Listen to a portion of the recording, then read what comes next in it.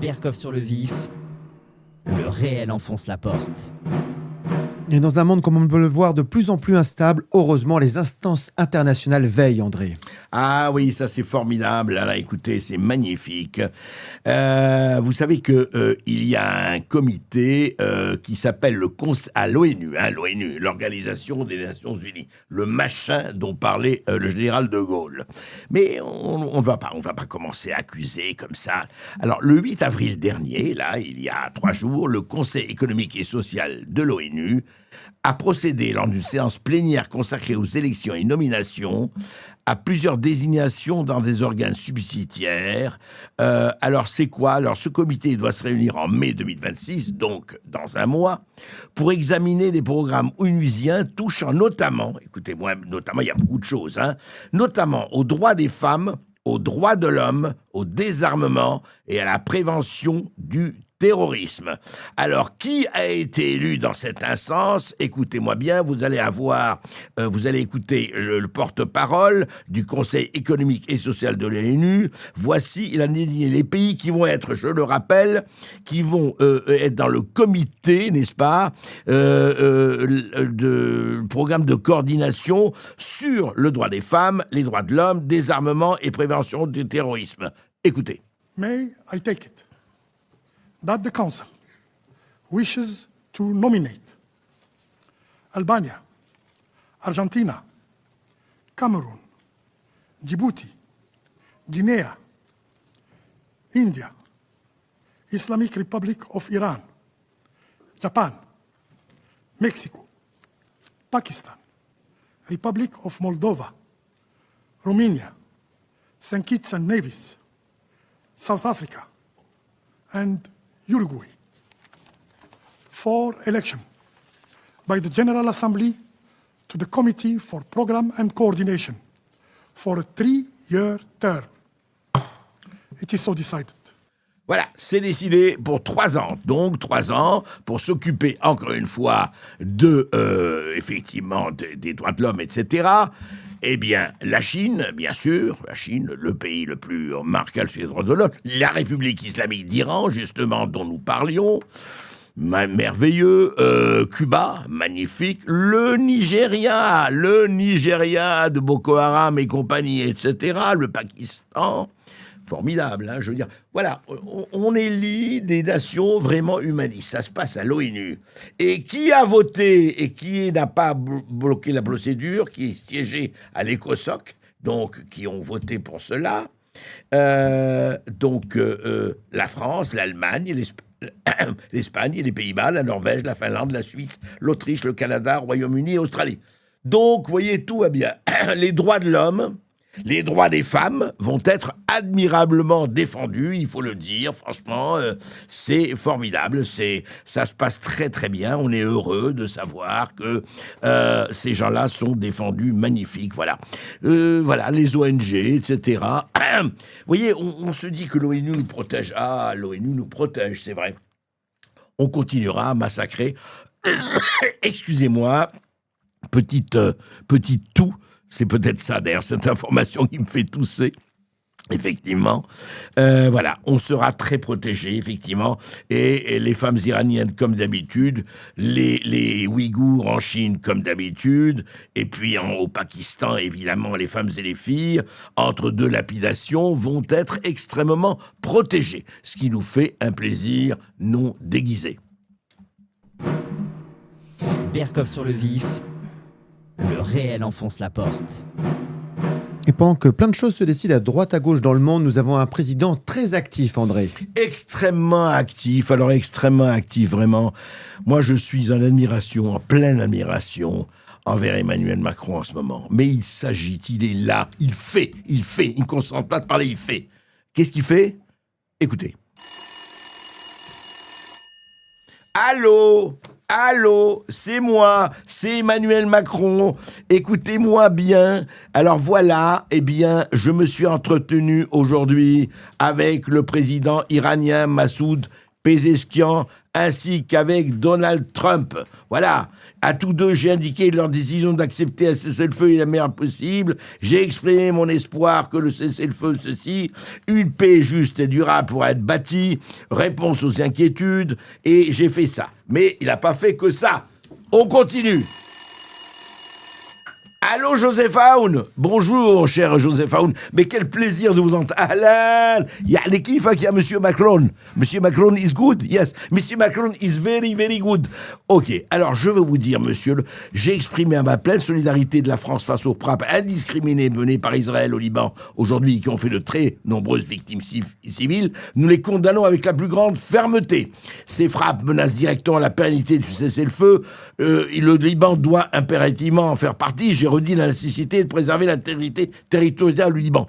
Dites-moi juste, alors là c'est une petite remarque tout à fait personnelle, peut-être que vous pourriez envoyer l'armée française aider un peu l'armée libanaise, non ? Qu'est-ce que vous en pensez, monsieur le président ? Ce serait pas mal, quelques éléments. Ah, attention, j'ai une autre rubis. Eh bien, je viens de voir. Salut, monsieur le président Erdogan. Mais quel plaisir. Comment va la Sublime Porte ? Comment va la Grande Mosquée Bleue ? Comment va Istanbul ? Très très bien, et ben voilà, on a évoqué, donc j'ai parlé à Erdogan, et oui, moi je parle à tout le monde, vous voyez, c'est ça qui est extraordinaire. Quand on est président de la République comme moi, on parle à tout le monde, et j'ai tout le monde au téléphone. Pas comme vous, qui passez votre temps à essayer d'avoir des attachés de presse, hein ? Non, nous, on les a directement. Alors on a abordé la situation en Ukraine. J'ai rappelé le sommet de la communauté politique européenne qui se tiendra, le Sud-Caucase. Nous avons convenu de la nécessité de continuer à approfondir notre dialogue et notre coopération. Au revoir, monsieur Erdogan. Ah, quelle joie! Monsieur Mohamed Ben Salman, mon prince, quelle joie de vous avoir. Eh bien oui, je viens juste terminer un appel téléphonique avec Mohamed Ben Salman. J'ai réaffirmé mon soutien à cessez-le-feu qui doit être évidemment au Liban. Et le lancement de discussions à Islamabad, nous avons convenu de rester en contact étroit afin de contribuer à la désescalade. Oui, mais on attend un tout petit peu que ça se passe pour envoyer nos bateaux. Attention, monsieur Massoud Pezeshkian, président iranien, quel plaisir de vous entendre aussi. Tout de suite, restaurer la liberté de circulation de l'étroit d'Ormuz. On est prêt à contribuer, mais une fois que ce sera fini, hein, parce que il faut pas exagérer. Mais on est là, absolument. Oui, comment ça va, monsieur le président de la République d'Iran? Ahlan Nizar Hamedi, comment ça va, monsieur Macron? Vous allez bien? Oui, très, très, très bien. Stabilité de l'Irak, continuité des institutions, le plein exercice de la souveraineté. La France se tient aux côtés de son partenaire irakien. Ah, bon, ben écoutez, on va continuer, hein, c'est pas fini tout ça, mais on va continuer. Et puis on va entendre... Et alors, vous savez ce qui s'est passé en plus? C'est incroyable, quoi. Et les seuls qui, évidemment, pas... J'ai pas téléphoné, d'ailleurs, j'ai autre chose à faire. Israël, là, ils sont en train de nous embêter. Voilà, ils veulent pas participer, tout ça, toujours aussi... enfin, ils font leur truc, non, ça va pas, hein, arrêtez de bombarder le Liban. Eh bien, voilà, la position française, donc, ils veulent se tenir... totalement, Macron, ils veulent pas en entendre parler, ils veulent discuter avec le Liban sans la participation de la France. Pas bien du tout. Mais, monsieur Macron a un autre coup de fil très heureux à leur a donné, c'est à monsieur Magyar. Allô, Peter Magyar, are you sure? Téléphone, alors, un téléphone, mais on n'a pas le téléphone. Donc, Emmanuel Macron a publié un message où il annonce avoir appelé la photo, peut-être, quand même. Voilà. Appelé, donc, Peter Magyar, qui vient d'ailleurs de gagner très, très nettement les élections en Hongrie. Et il a défait Viktor Orban. Je rappelle que Viktor Magyar était à 20 ans avec Viktor Orban, donc participation démocratique, etc. Et il dit, voilà, je viens de m'entretenir avec Peter Magyar pour le féliciter de sa victoire en Hongrie. La France salue une victoire de la participation démocratique, de l'attachement du peuple hongrois aux valeurs de l'Union européenne et pour la Hongrie en Europe. Ensemble, faisons avancer une Europe plus souveraine pour la sécurité de notre continent, notre compétitivité et notre démocratie. Eh bien, pour une fois, le téléphone va pas pleurer, il a pas pleuré cette fois-ci, parce que tout va bien dans le meilleur des mondes. Donc, on revient, effectivement, Budapest revient dans le giron de l'Union européenne et dans le giron de l'OTAN, que, effectivement, Orban voulait pratiquement quitter, en tout cas l'Union européenne. Et joie, joie, pleurs de joie, alléluia. Les 90 milliards qu'avait bloqué Orban parce qu'il suffisait, vous savez, tous les votes de l'Union européenne, c'est à l'unanimité. Orban avait bloqué les 90 milliards et, cher Volodymyr Zelensky, les 90 milliards arrivent. Ça y est, c'est fini, vous allez les recevoir dans les jours qui viennent. Donc, tout va mieux, tout va très bien, dans le meilleur des mondes. On ressuscité. Et Ursula, alors, je ne peux pas vous dire, Ursula, elle est heureuse, Ursula. Elle a compris, vous voyez. On n'a plus besoin des SMS avec Bourla, on n'a plus besoin de quoi que ce soit. On n'a plus besoin de s'occuper du Covid, des vaccins du Covid, de Pfizer.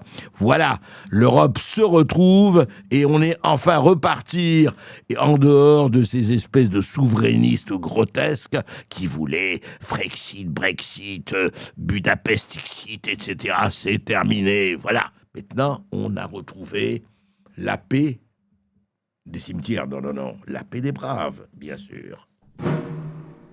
Berkoff sur le vif, le réel enfonce la porte. Et il n'y a pas qu'en France où ils ont des créations bureaucratiques compliquées, André. Alors, très compliqué. Alors, écoutez, là, ça devient très intéressant. Et moi, je vous assure, c'est ça qui est bien quand on fait Berkoff sur le vif. Et on le fait avec Alexandre, avec Roxane, avec Hugo. Et on apprend des choses tous les jours. Mais tous les jours, on est en train d'apprendre des choses. Par exemple, vous savez ce que c'est ? Tenez-vous bien, hein, asseyez-vous, prenez un verre, prenez le temps, là, c'est l'heure de l'apéro. L'acronyme MMI2SLGBTQQIA+. Voilà, alors, je vais vous le traduire, mais attendez, déjà écoutez la vidéo de la députée néo-démocrate canadienne Léa Gazan, qui deal parle de with the génocide. ongoing genocide of MMIWG2SLGBTQIA+. This is abhorrent. Alors voilà, génocide envers, je rappelle, allez, je le redis. Attention, je prends mon souffle. Je respire.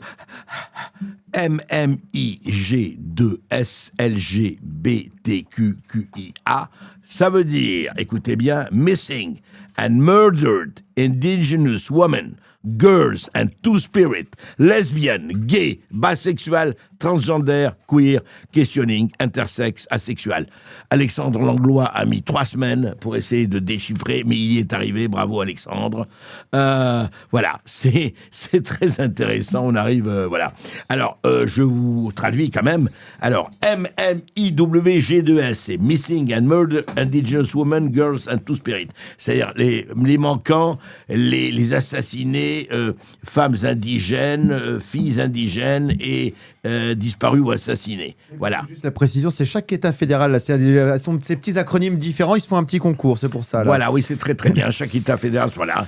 Donc, gay, bisexuel, transgender, queer, questioning, et là, asexuel plus. Vous voyez, ça devient intéressant parce qu'on prend le temps, quoi, cette fois-ci. Et c'est bien.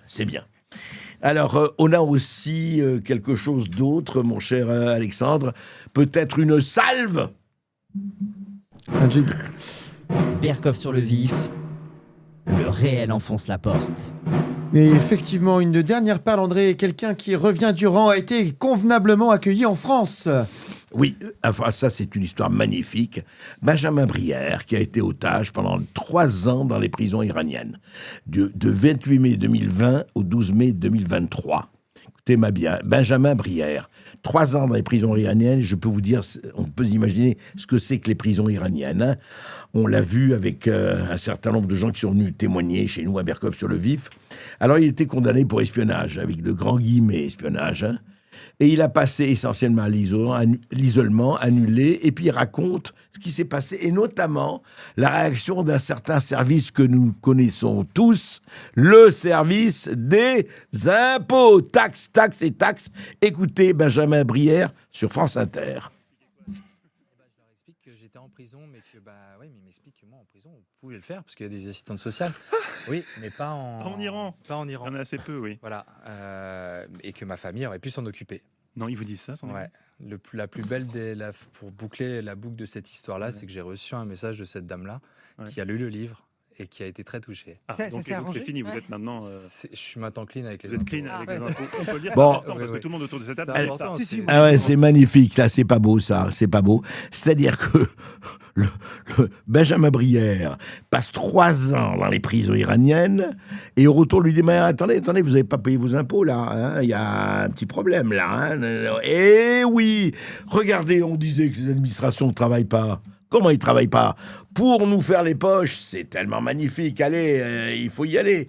Et le pauvre, bon, ça s'est arrangé, évidemment, pour lui, quand même, parce que non, il y a des gens extrêmement compréhensifs à l'administration des impôts.